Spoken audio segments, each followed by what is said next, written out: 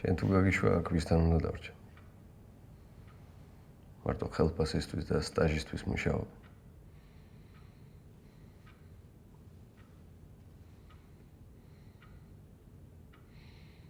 არ გეშინია რომ ერთ დღესაც დაგიჭერენ და ყველაფერს დაკარგავდნენ.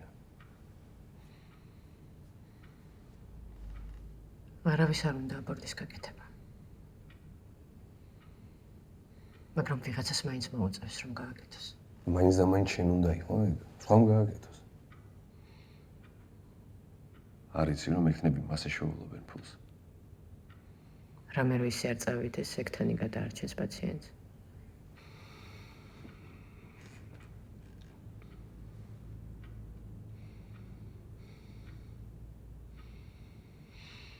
თბილისში გაიგეთონ აბორტები.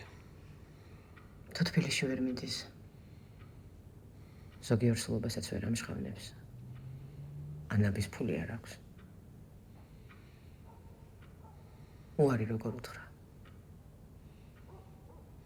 შეხო მაინც გესმის ჩემი.